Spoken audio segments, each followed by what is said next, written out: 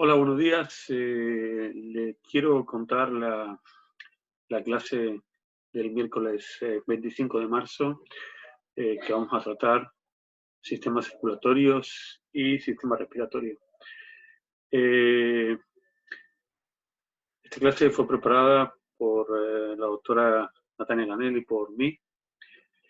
Y quiero comentarles que si bien nosotros estamos dando la materia en clase individualizada por una cuestión de docencia, evidentemente ustedes tienen que ir estudiándolo ya, relacionando temas, y es muy importante, y tiene mucha relación el sistema circulatorio con la clase anterior, la clase de sangre, y va a tener mucha relación también con el sistema renal, por todo lo que es el control del volumen de sangre en el organismo, y bueno, y va a tener mucha relación también con el sistema inmune y sobre todo con el sistema linfático, que mantiene tanto el volumen de líquido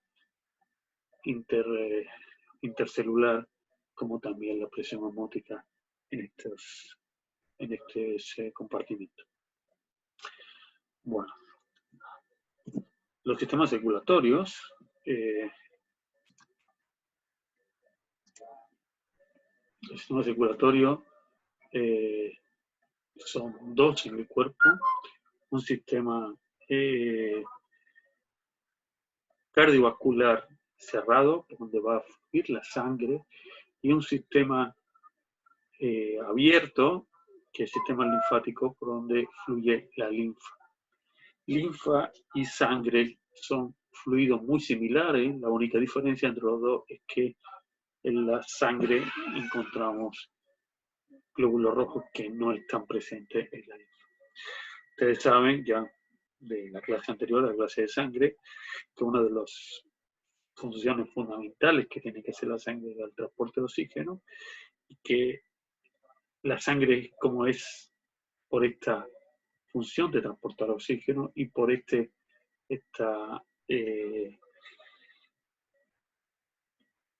propiedad física que tiene el oxígeno, que se disuelve mal en agua para transportar oxígeno en arquitecturas tridimensionales como son los animales, a diferencia de las plantas, se necesita de una proteína transportadora, la hemoglobina, que sea capaz de agarrarlo en las presiones parciales que encontramos en los alveolos y soltarlo en las presiones parciales que encontramos en los tejidos. Evidentemente, sangre, sistema circulatorio, sistema respiratorio, sistema renal son clases que están muy imbricadas. Bueno, entonces tenemos un sistema cardiovascular que es cerrado y que va a trabajar la sangre, se moviliza a través de todo el sistema cardiovascular a través de una diferencia de presión generada por una bomba, que es el corazón. En el sistema linfático no hay una bomba como encontramos en el sistema cardiovascular, y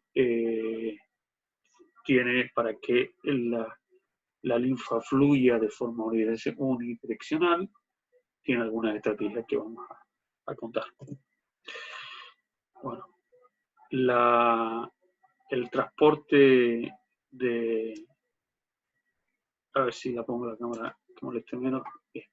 El sistema cardiovascular, la función de la sangre también, como hemos visto, es el transporte de nutrientes y oxígeno y otros componentes que encontramos en el plasma, desde los lugares de producción.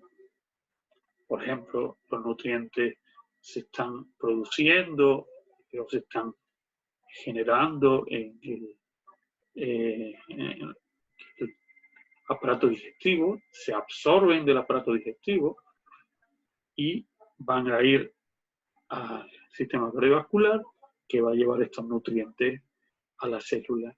Por supuesto, las células metabolizan estos nutrientes y generan compuestos nitrogenados, que muchos de los cuales, el catabolismo de los aminoácidos, muchos de estos cuales van a ser eliminados fundamentalmente a través de la excreción por el riñón. Lo mismo ocurre con el transporte de oxígeno y la eliminación de dióxido de carbono. El oxígeno se capta en los alvéolos, donde la presión parcial de oxígeno y el pH de la sangre hace que la hemoglobina tenga más afinidad y se cargue de oxígeno, mientras que los tejidos con un pH menor y una menor afinidad por el oxígeno y una más baja presión parcial de oxígeno, hace que la hemoglobina se descargue de ese oxígeno que lo necesitan las células para respirar y se cargue la sangre de dióxido de carbono, que va de vuelta a los pulmones, donde es eliminada. También la sangre y el sistema cardiovascular tiene un rol muy importante en la regulación de la temperatura corporal. Hay que decir que los tejidos funcionan fundamentalmente, tienen su energía de la respiración, pero que cuando, por ejemplo, el tejido muscular es exigido y el sistema cardiovascular o la hemoglobina o la sangre no cubre la necesidad de oxígeno de este tejido, las células pueden seguir trabajando, fermentando y produciendo de esta forma no dióxido de carbono, sino intermedios menos oxidados como son el ácido láctico. Esto ocurre cuando, sin estar acostumbrado a hacer ejercicio, hacemos ácido láctico. Este ácido láctico puede llegar a precipitar y generar lo que llamamos agujetas. Son esos calambres que nos genera cuando no estamos acostumbrados a hacer una actividad deportiva, hacemos un exceso de actividad deportiva sin que haya sido oxigenado convenientemente el músculo, entonces el músculo recurre a la fermentación y genera ácido láctico. Bueno, vamos a seguir avanzando con la clase. Entonces, los componentes del sistema cardiovascular son el corazón, que es la bomba encargada de generar esta diferencia de presión que va a movilizar la sangre, y los vasos sanguíneos, que vamos a encontrar que la sangre sale del corazón por lo que son las arterias, que son vasos que aguantan altas presiones hidrostáticas, presión de la sangre contra las paredes de las arterias. Arteriola va reduciendo su calibre de arteria a arteriola, de arteriola pasa a capilares, donde se produce el intercambio tisular, y a su vez estos capilares van aumentando de diámetro, van fusionándose en vénulas y venas que devuelven la sangre al corazón. Más datos del sistema cardiovascular: es un sistema cerrado, la sangre siempre está en una luz que tiene endotelio, una capa de tejido epitelial simple y plano que recubren todos los vasos, incluso el corazón. Es doble, ¿por qué? Porque la circulación, el pulmón funciona como una bomba doble, y que tiene una bomba de baja presión que va a mandar la sangre a los pulmones, que también se llama circulación menor o pulmonar, y una bomba de mayor presión que va a mandar la sangre a el resto del cuerpo, que se conoce con el nombre de circulación sistémica o circulación mayor. La sangre en un animal adulto, en un animal nacido, la sangre arterial y venosa no se mezcla. Vamos a ver que en los animales, en los neonatos, en la vida fetal sí hay mezcla de la sangre arterial y venosa. Y vamos a analizar algunos parámetros importante del sistema, que es la presión arterial, la velocidad y la regulación de esta presión arterial, cómo se puede regular. Bueno, acá tenemos un corazón en el que podemos ver que tiene 4 cavidades, 2 aurículas que tienen menos capa muscular y 2 ventrículos que son los que realmente bombean a la sangre y que garantizan el movimiento de la misma. La siguiente diapositiva quizá la vamos a ver un poco mejor. Acá tenemos, esto sería una aurícula, la aurícula izquierda, la aurícula derecha. Este sería el ventrículo izquierdo y este sería el ventrículo derecho.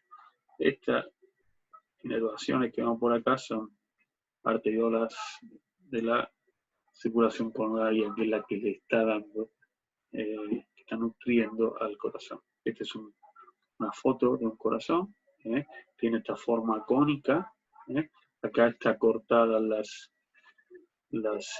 aurículas y tenemos solamente los ventrículos. Primero que le quiero llamar la atención es la diferencia en el tamaño que hay entre el ventrículo izquierdo, que sí llega hasta el vértice del cono, y el ventrículo derecho, que es mucho más pequeño, y a su vez vamos a ver la diferencia que hay en el engrosamiento de las paredes del corazón. Fundamentalmente la cantidad de músculo cardíaco que encontramos en el ventrículo izquierdo respecto del ventrículo derecho es mucho más grueso la pared del ventrículo izquierdo, que tiene que aumentar la presión, tiene que aumentar la presión, tiene que bombear la sangre a mayor presión para que llegue a todo el cuerpo, que la del derecho, que solamente manda sangre a los pulmones. Bueno, ¿dónde se encuentra el corazón? El corazón se encuentra en la cavidad torácica, que está protegida por el costillar y que en la zona posterior está limitada por el diafragma. El corazón se apoya en el diafragma, se encuentra en lo que se llama mediastino, el mediastino torácico, que se encuentra fuera de la pleura. Y la pleura, vamos a ver que son 2 serosas, una visceral y otra parietal. La visceral está recubriendo a los pulmones. Estas serosas tienen algo de líquido entre las 2 serosas y lubrican y facilitan el movimiento que se produce en la expiración y expiración de los pulmones. El corazón, a su vez, también tiene 2 serosas cubriéndolo. El corazón está en el saco pericárdico, que está formado por una serosa, la serosa parietal y la serosa parietal, y pegado al músculo, pegado al corazón, tenemos la serosa visceral. Entonces tenemos el pericardio o serosa parietal. Hay un líquido pericárdico en este saco pericárdico, en esta bolsa que va a lubricar y va a facilitar el movimiento. Tenemos el epicardio o pericardio visceral, de vuelta a otra serosa, con el pericardio parietal. El miocardio, que es el músculo propiamente dicho, el que está generando estas contracciones. Y el endocardio, que es otra serosa, y el endocardio está en la luz, está cubierto por un epitelio plano simple, el endotelio, que cubre todo. Siempre la sangre está en contacto con el endotelio. Bueno, el miocardio, acuérdense, cuando vieron músculo, que es un músculo especializado, que está estriado, pero que tiene presentes ramificaciones y puede tener núcleo centrado o periférico. Y una de las especificidades que tiene es que tiene picos intercalares que hacen que funcionan como un único citoplasma, coordinan mucho mejor el movimiento de todo el miocardio. Bueno, las cavidades, tenemos la circulación mayor o sistémica, finaliza en la vena cava superior, que vierte su contenido a la aurícula derecha. La aurícula derecha manda la sangre al ventrículo derecho a través de la válvula tricúspide, y el ventrículo derecho manda la sangre a la arteria pulmonar. Con menos presión, acá en el dibujo trata de representar un poco la diferencia en el grosor del miocardio que encontramos entre el ventrículo izquierdo y el ventrículo derecho. Así no representa bien la diferencia en el espacio, en el volumen intraventricular del ventrículo derecho respecto del izquierdo. El izquierdo es mucho más grande. El ventrículo derecho terminaría en esta posición y el ventrículo izquierdo llega hasta el final del corazón. La sangre va a hacer su circuito menor o pulmonar y vuelve por la vena pulmonar. Llega a la aurícula izquierda, pasa al ventrículo izquierdo a través de la válvula mitral o bicúspide y sale por la válvula semilunar aórtica hacia la aorta y va al resto del cuerpo.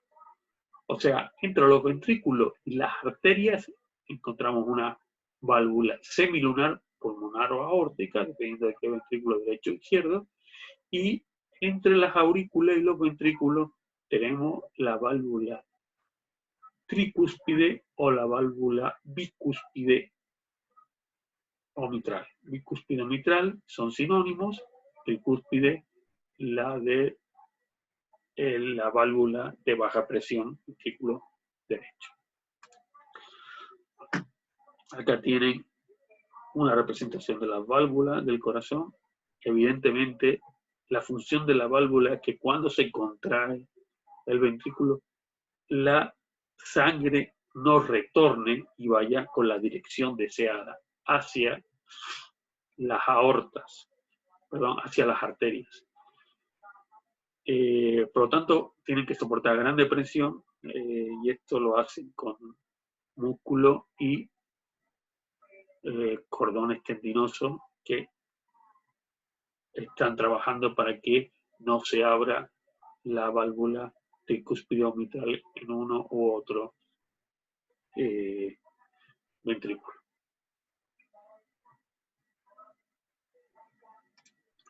Bueno, esto es la circulación coronaria que tiene el corazón. Es el órgano con más cantidad de capilares y mayor consumo de oxígeno por unidad de peso. Básicamente es músculo que consume mucho oxígeno y que está en continuo movimiento.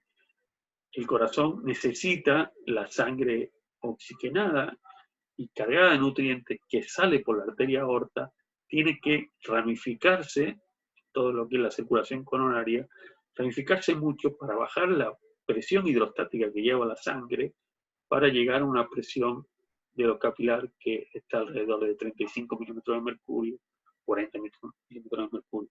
Mientras que cuando sale con una presión de 120, 130 milímetros de mercurio. Eso lo consigue ramificándose y aumentando mucho los vasos que van ahí disipando, reduciendo la presión arterial. Bueno, y evidentemente el músculo fundamentalmente trabaja con glucosa, pero también trabajar con ácido láctico y con ácido graso, pero necesita mucho oxígeno.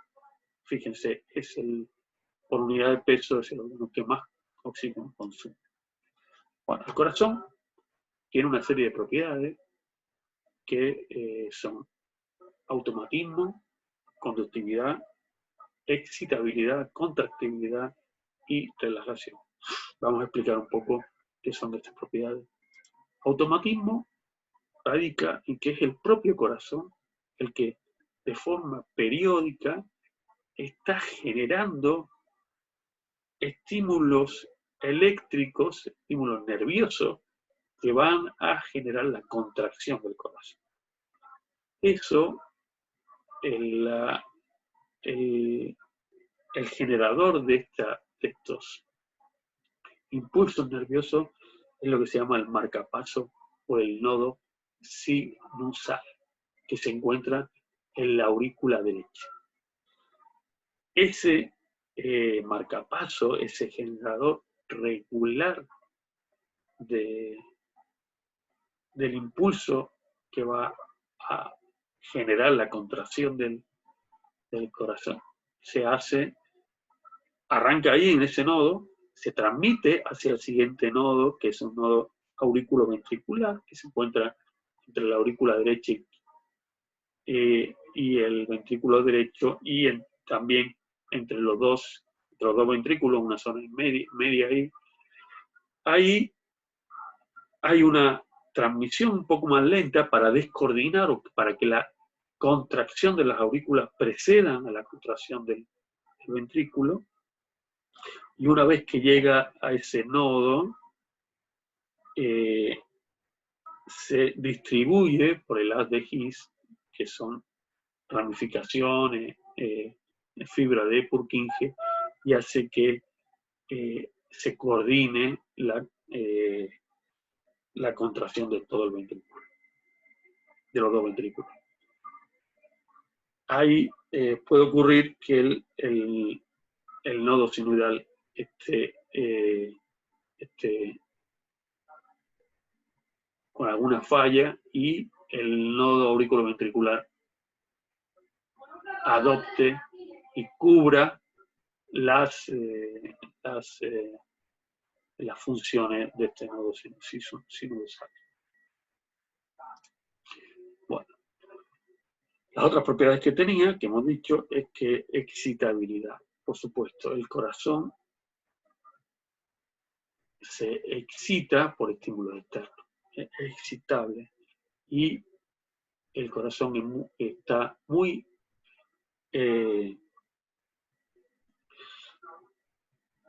tiene muchas terminaciones del sistema nervioso simpático, lo que hace que en el momento de que el animal necesite, por una cuestión de peligro de su vida, mayor ritmo cardíaco, porque esté cerca de una situación de riesgo, ante la presencia de un depredador o un tipo de señal que el animal interprete como algo peligroso para él, la frecuencia cardíaca o el número de veces que se produce el ciclo cardíaco va a aumentar.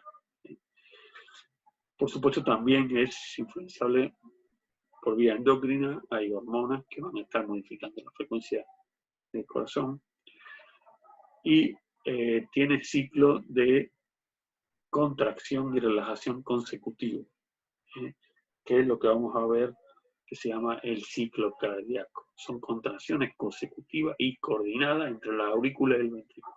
Pero es muy importante que tengan en cuenta que acá el corazón funciona como un todo, y los discos intercalares ayudan a eso. Funciona como un todo, que no se contrae una parte del corazón de otra, no, se tiene que controlar el corazón completo, porque si se controla una parte y otra no, se puede provocar un daño a esa parte que se contrae en ausencia de la otra. Hay, bueno, y la frecuencia cardíaca que ya le voy adelantando, que ya le he ido adelantando, que es el número de veces que se produce un ciclo cardíaco por minuto. Acá hay una información que la tienen para ustedes cuando vean esto, pueden pausar la grabación y leerlo tranquilamente, pero están hablando de qué tipo de inervación tiene, simpática y parasimpática, tanto el nódulo sinusal como el nódulo auriculoventricular y cómo se distribuye por el ADGIC, lo mismo que hemos estado viendo hasta ahora. Bueno, perfecto. Seguimos entonces. Bueno, el ciclo cardíaco, que ya he dicho que son contracciones y relajaciones coordinadas que producen el corazón, tiene primero una sístole en el corazón.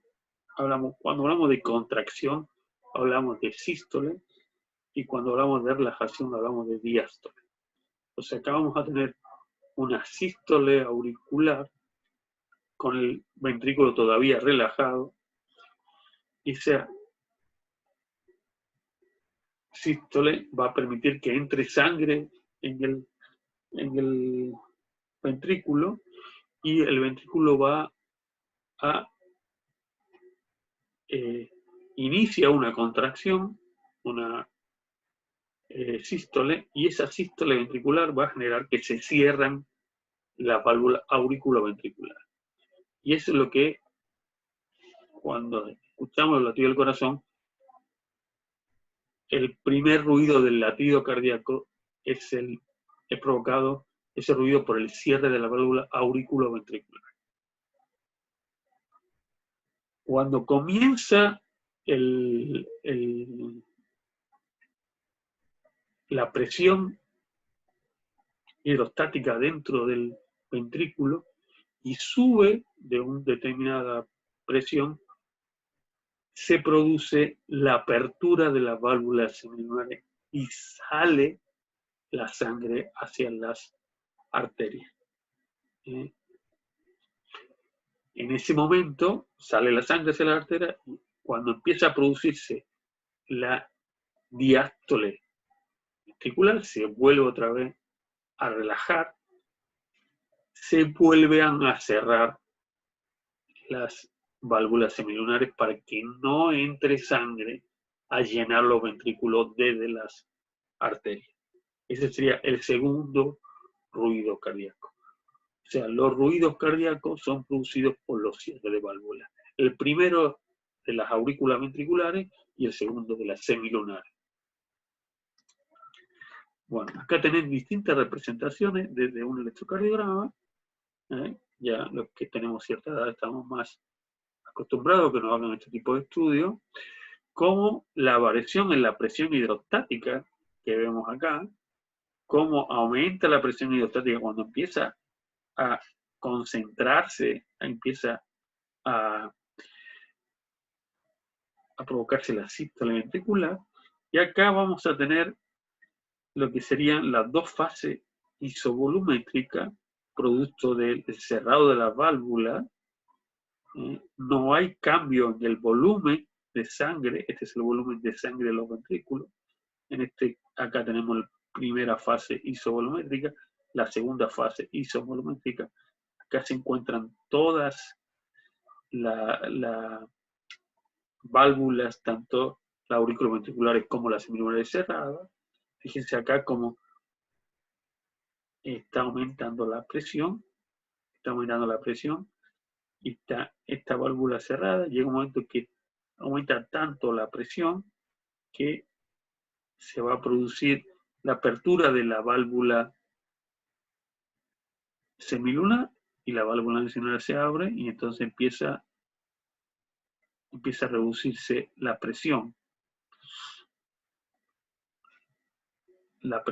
Aumenta la presión aórtica y se reduce la presión ventricular, y termina con la fase isovolumétrica cuando se cierran las válvulas semilunares. Acá está el corazón representando qué proceso se están cargando los ventrículos.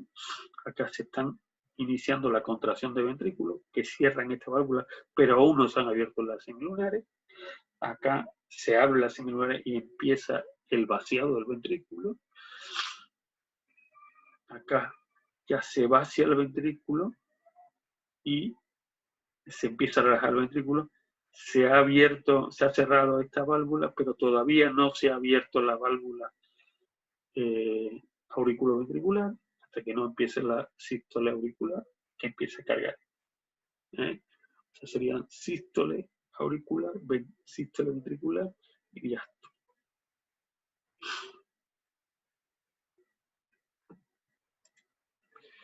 Bueno, una serie de definiciones que se denomina gasto cardíaco al volumen de sangre expulsado por un ventrículo por minuto. El gasto cardíaco es el volumen sistólico por la frecuencia cardíaca, o sea, el volumen que entra en el corazón, que es capaz de inyectar el corazón, que entra, que cuando se contrae, expulsa el corazón, y la frecuencia cardíaca, el número de veces por minuto que está haciendo eso. Eso sería el gasto cardíaco. Y el retorno venoso sería el volumen de sangre que entra a la vena. Evidentemente tiene que ser igual del gasto cardíaco, porque en algunos momentos puede haber alguna diferencia que provoca la acumulación de líquido extracelular en algunos edemas o inflamaciones en algunas zonas. Para que ustedes tengan una idea, esto es un caballo de élite, puede llegar a bombear 400 litros de sangre por minuto, teniendo en cuenta que, bueno, por el tamaño puede llegar a tener unos 40, 35 litros de sangre. Cada minuto, toda la sangre del animal va a pasar por el ventrículo. Para que ustedes tengan una idea cómo es la exigencia en el latido cardíaco. Toda la sangre del animal está pasando 10 veces por minuto. Un caballo de élite tiene alrededor de 40 litros de sangre, por lo tanto, si tiene un gasto cardíaco de 400, es porque 410 veces toda la sangre del animal pasaría por el ventrículo. Bueno, las frecuencias cardíacas son muy variables entre los distintos tipos de animales. Normalmente hay una asociación entre animales de gran tamaño, animales que tienen menor frecuencia cardíaca, pero no siempre está así. Llama la atención la frecuencia cardíaca de las aves, fundamentalmente de las aves que han sufrido mucha selección genética, doble pechuga, porque, digamos, tienen mucha masa muscular con un sistema cardiovascular que todavía no ha evolucionado para esas necesidades de masa muscular. Por lo tanto, están muy exigidas y tienen que ser muy controlados sus parámetros externos porque pueden provocar que se infarten y mueran masivamente. Bueno, esto como resumen a cómo es la circulación pulmonar. La circulación pulmonar se inicia, bueno, la vena cava viene de la circulación mayor o sistémica, llega la sangre a la aurícula derecha, de la aurícula derecha pasa al ventrículo derecho por la válvula tricúspide, de acá pasa a la arteria pulmonar, que es la única arteria que en el cuerpo lleva sangre desoxigenada. Todavía no se cargó de oxígeno, va hacia los pulmones. Entonces llega a los pulmones, donde ocurre un fenómeno que se llama hematosis, que vamos a ver en la última parte de la clase, cuando veamos el sistema respiratorio, y las venas pulmonares traen la sangre de los pulmones hacia la aurícula izquierda. Acá, digamos, terminaría la circulación menor. La circulación mayor de la aurícula izquierda va al ventrículo izquierdo y del ventrículo izquierdo por la válvula mitral o bicúspide y del ventrículo izquierdo sale hacia la arteria aorta, que va a distribuirse tanto a la parte anterior como posterior del animal. Esta arteria aorta lleva sangre, por supuesto, oxigenada. Las venas pulmonares son las únicas venas que llevan sangre oxigenada. Arterias arteriolas, capilares, vénulas, venas, que por supuesto llevan sangre desoxigenada y de vuelta termina la vena cava en la aurícula derecha. Bueno, es importante que tengan claro cuáles son las válvulas que unen la aurícula derecha con la izquierda, con la aurícula izquierda con la, perdón, la aurícula derecha con el ventrículo derecho, la aurícula izquierda con el ventrículo izquierdo. Bueno, ahora vamos a fijarnos en el sistema de transporte, o sea, como los vasos circulatorios, perdón, la arteria, qué rol tienen, la arteriola, la circulación, el intercambio, la microcirculación, la vénula y la vena baja presión. Este es el flujo de la sangre, sale del corazón a través de una arteria que se va ramificando de distintas arterias que van a distintas zonas del cuerpo. Estas arterias van a pasar por arteriolas y esta arteriola a su vez termina en capilares, vénulas y venas. Hay una diferencia en la cantidad de fibras elásticas y de musculatura lisa que encontramos en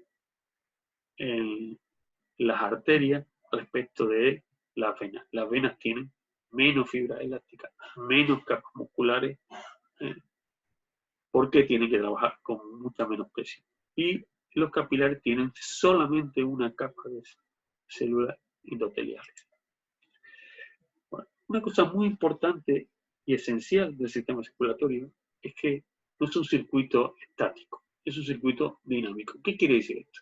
Influenciado por el sistema endocrino y el sistema nervioso, y en función de las necesidades que tenga el animal, se va a regular qué flujo de sangre va a determinados órganos.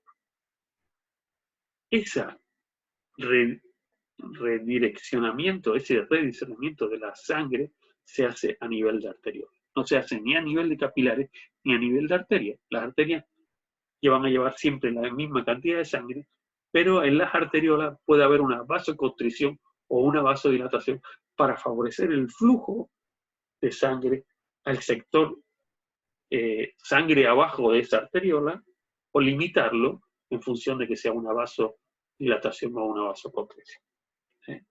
Como le he dicho, está muy influenciado por el sistema nervioso. Evidentemente hay una regulación térmica también y está también influenciado por el sistema endocrino. Hay hormonas que están afectando a determinadas arteriolas y no a otras.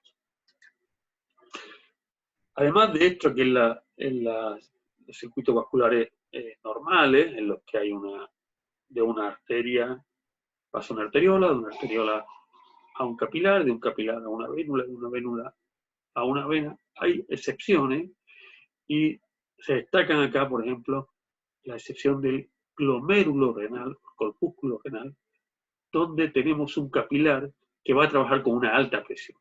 Los capilares trabajan con 35 milímetros de mercurio, el capilar renal llega a trabajar hasta con 90 milímetros de mercurio y además está flanqueado con dos arteriolas, una arteriola aferente y una arteriola eferente.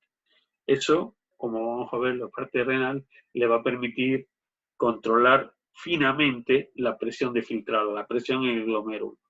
Porque si la presión del glomérulo baja, lo que va a hacer es una vasodilatación de la arteriola aferente y una vasoconstricción de la arteriola eferente, con lo cual aumenta la concentración acá, o lo contrario, si lo que tenemos es un exceso de presión. Otra excepción que al sistema de circulación normal ocurre en el vaso.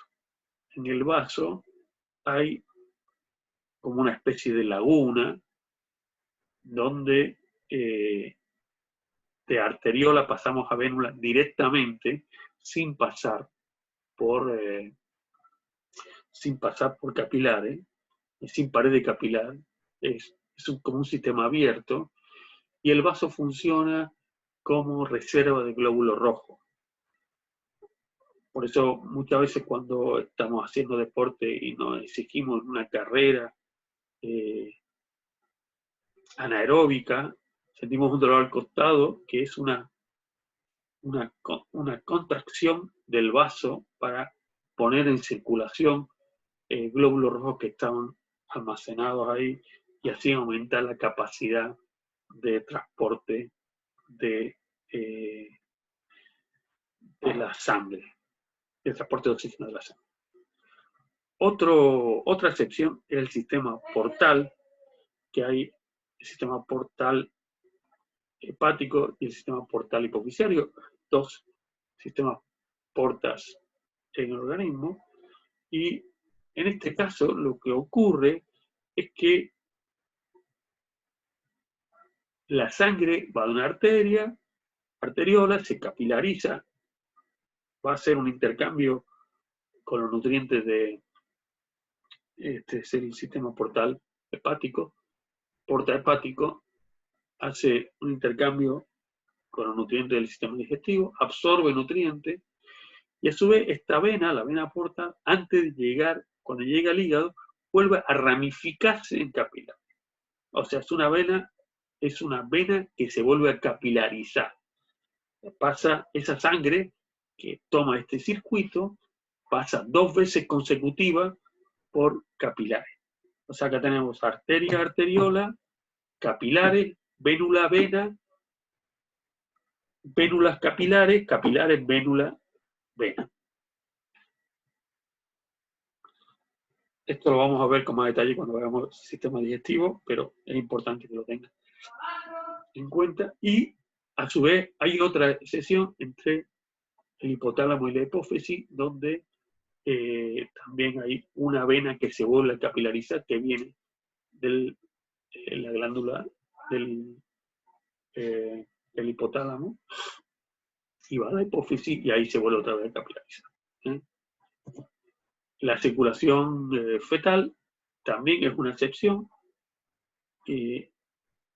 Acá tienen que tener en cuenta, primero, que la placenta, además del sistema digestivo, hace las veces del sistema digestivo, también hace las veces de los pulmones, que la circulación menor está muy reducida porque los pulmones están colapsados, en el feto no está respirando, le está sacando el oxígeno a la sangre materna, por eso la necesidad de tener una hemoglobina especial, la UNC, con una hemoglobina especial que tiene más afinidad por el oxígeno, le puede sacar el oxígeno a la hemoglobina de la madre, y en la circulación fetal se produce una mezcla entre la sangre oxigenada y la sangre no oxigenada.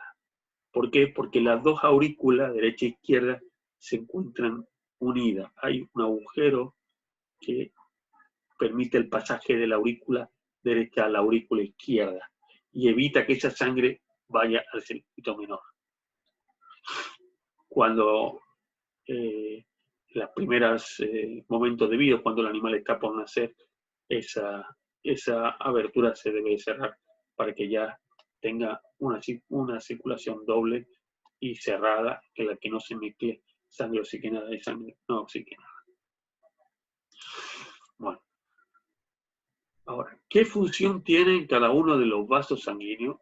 Las venas son vasos colectores que van ahí captando la sangre que ya hizo el intercambio con los tejidos, y son también, funcionan de depósito porque contienen gran cantidad de volumen de sangre.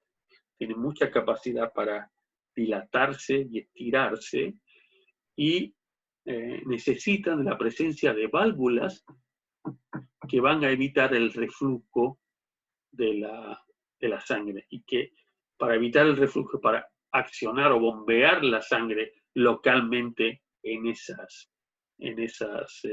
vasos sanguíneos, necesita de una actividad muscular, necesita del ejercicio para que el músculo esquelético se contraiga y provoque mayores presiones locales en los vasos sanguíneos, en las venas, y eso provoca que la sangre se movilice. Las arterias tienen gran cantidad de capas musculares, tienen mucha elastina, resisten cambio de volúmenes y no contienen mucha sangre. Y los capilares, como ya les he dicho, epitelio simple, endotelio y en algunos casos hay también fenestraciones, que son la apertura de algunos ventanas por las que incluso sale parte de la sangre. Y esto aumenta cuando hay más necesidad de oxígeno. Y tenemos más demanda de oxígeno. Fíjense acá en estos cortes histológicos, una arteria que mantiene su forma circular, ven acá, una vena asociada a esta arteria, suelen estar asociadas, que se deforma y que contiene mucho más contenido, mucho más sangre. De vuelta acá, una vénula y una arteria, la arteria asociada. Esto es un capilar. Normalmente, las arterias se encuentran más hacia el plano medio del animal, mientras que las venas se encuentran más hacia el plano distal del animal, más hacia afuera. Evidentemente, es mucho más dañino la rotura de una arteria que lleva mucha más sangre, mucha presión, que la de una vena en la que la presión prácticamente cero. Está de vuelta en este dibujo, vemos la luz de una vena, la luz de una arteria, manteniendo su forma circular. La vena se deforma, tiene muchas más capas musculares, mucha más tejido conectivo con fibra elástica. Bueno, de vuelta acá, mucho más tejido muscular, tejido conectivo con fibra elástica. Fíjense en el endotelio, no presenta válvula, las arterias, mientras que las venas sí presentan válvulas. Esto es lo que yo he dicho, que gracias a la acción del músculo esquelético favorece la movilización de la sangre. Acá, ¿no? Cuando uno hace ejercicio, el animal camina, no está postrado, permite el retorno venoso, permite que la sangre fluya, porque aumenta la presión acá, la válvula evita que la sangre retroceda y la direcciona hacia la dirección correcta. Fíjense acá la distribución de volumen sanguíneo en las distintas vasos, ¿no? Acá tenemos 7% de la sangre se encuentra en el corazón y un 13% se encuentra en el sistema arterial, incluido el corazón, 13%, un 9% en el sistema arterial pulmonar, 7% en capilares, y fíjense acá, 18% en grandes venas, 21% en las venas que no salen del corazón, sino ya menores, y un 25% en las vénulas y venas de talla media. La mayoría de la sangre se encuentra en el sistema venoso. Bueno, esto también lo que les comentaba antes, la yugular, normalmente es una zona donde muchas veces se practican extracciones de sangre de los animales, se encuentra mucho más en la superficie que la carótida, que se encuentra más hacia el plano medio.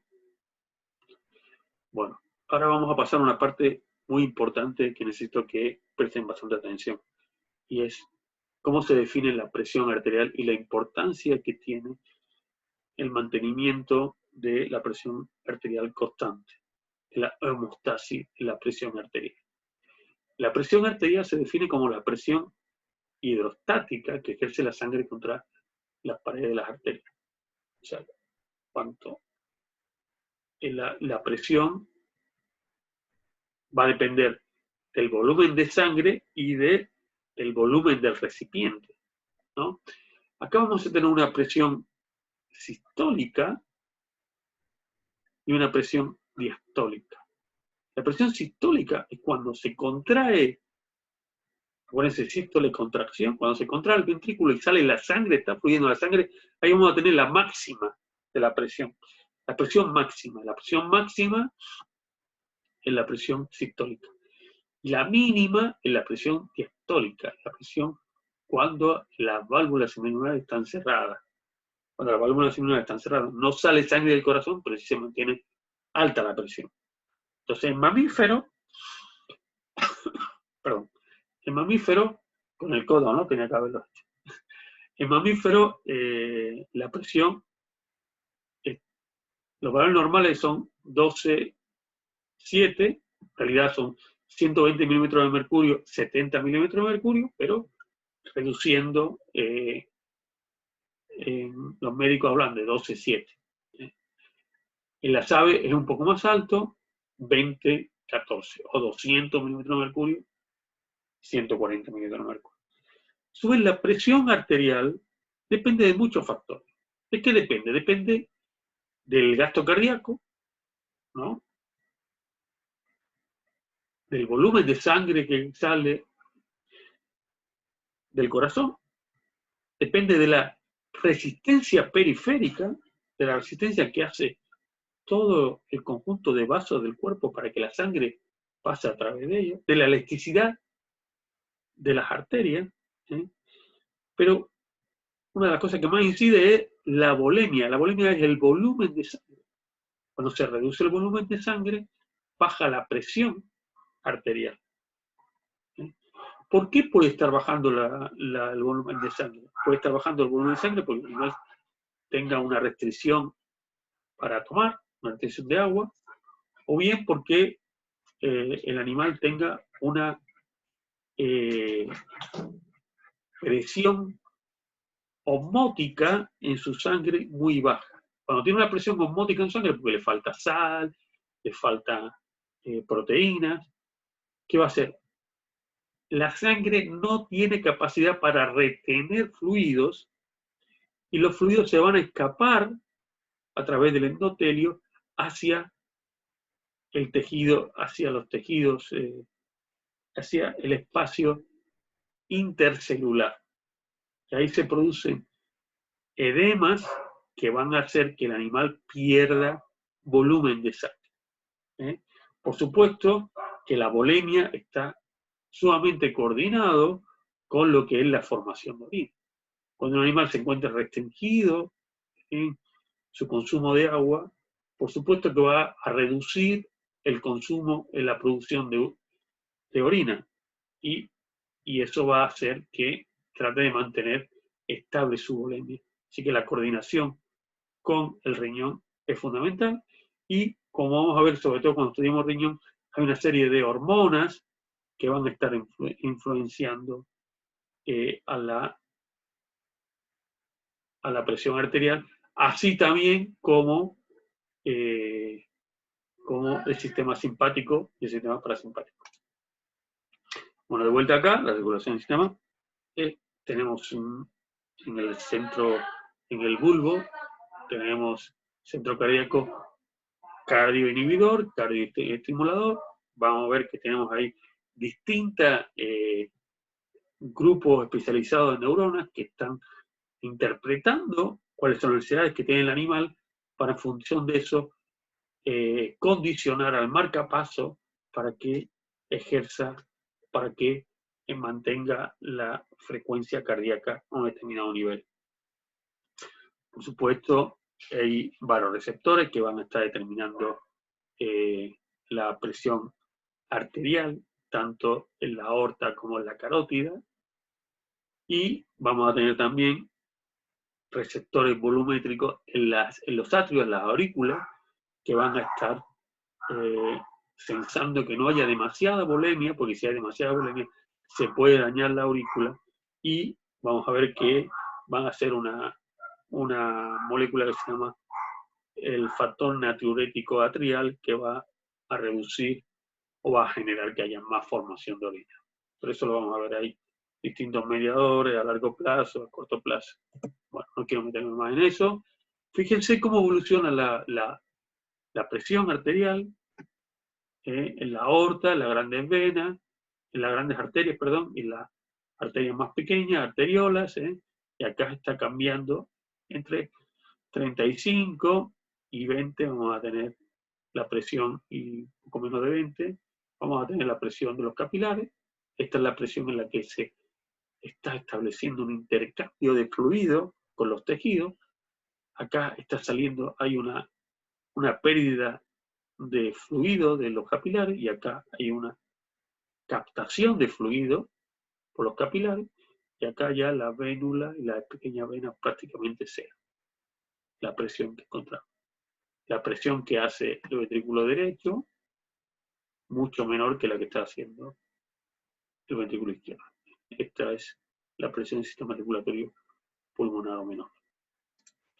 Bueno, esta figura necesito que le echen un vistazo y que la vean bien, le dediquen tiempo por lo siguiente. Fíjense acá, vamos a tener lo que sería una presión osmótica, que sería alrededor de 25 milímetros de mercurio, y esa presión osmótica es la presión que ejerce las sales que están disueltas en el plasma, las sales, las proteínas disueltas en el plasma van a hacer una presión de retención de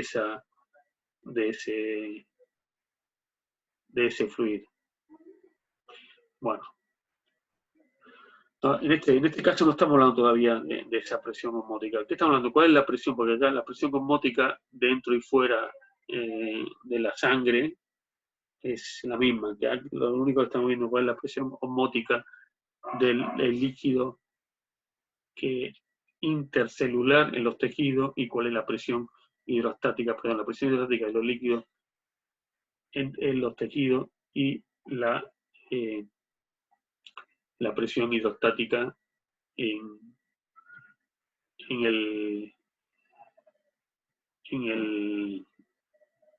tanto en los capilares como en los líquidos intercelulares.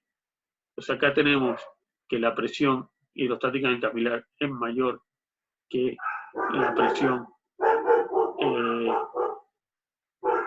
coloidal acá y la presión hidrostática en lo intercelular, y entonces vamos a ver que acá hay una salida de fluido, en este caso vamos a tener una salida cero, y cuando empieza a bajar la presión por debajo de 25, 18 milímetros de mercurio, acá hay una reabsorción de fluido. Pero no todo lo que salió se reabsorbe y parte queda retenido y es recuperado a través del sistema linfático, del que vamos a hablar más adelante. Bueno, esto, por favor, dedíquenle un tiempo a esto y entiéndanlo bien. Cómo por la presión hay un momento en el que hay una salida activa de fluido de la sangre y luego hay una incorporación de fluido de la sangre. Y eso depende también de la presión osmótica y depende de la presión arterial o de la presión hidrostática en los capilares.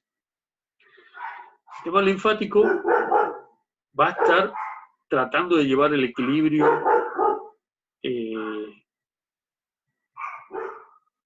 osmolar en el espacio intercelular. Pero a su vez también va a formar parte del sistema inmune, lo vamos a estudiar cuando veamos el sistema inmune, y además también el sistema linfático tiene un rol fundamental para el transporte de grasas del sistema digestivo. Es muy importante porque el sistema linfático va a recuperar estos fluidos que no son recuperados que salen de los capilares, y parte vuelve pero no vuelve todo. Estos son recuperados a través del sistema linfático, porque si no estarías constantemente perdiendo fluidos del cuerpo. Son recuperados y de vuelta vuelven a ser vertidos en la vena cava a través del sistema cardiovascular. Bueno, esto ya lo hemos estado viendo, así que ahora les quiero plantear una situación problemática en la que aparece una serie de preguntas.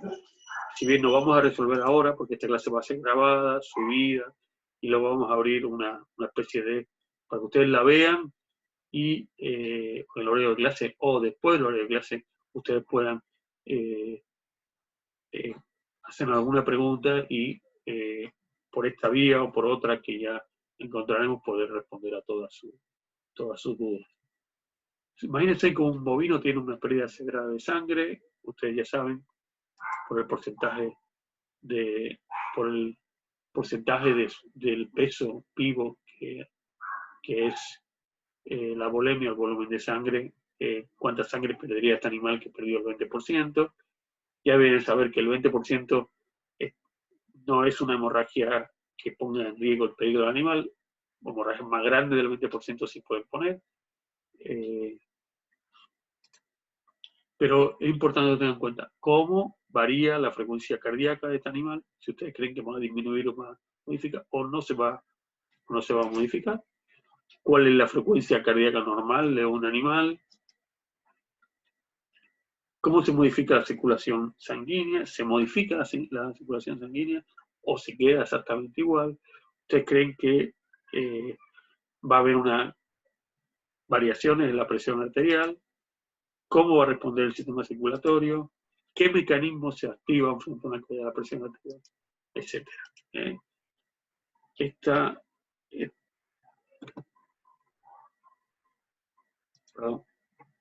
Esto es importante que,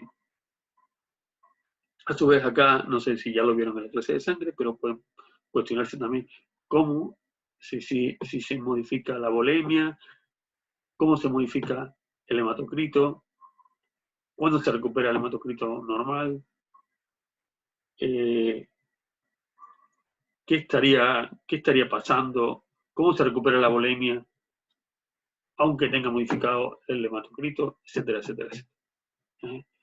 Bueno, les dejo esta pregunta. Nosotros de todas maneras vamos a elaborar un cuestionario y voy a cortar la clase acá y la segunda parte de la clase, esto es como sería el recreo, y ahora grabo la segunda parte de la clase. Les mando un saludo.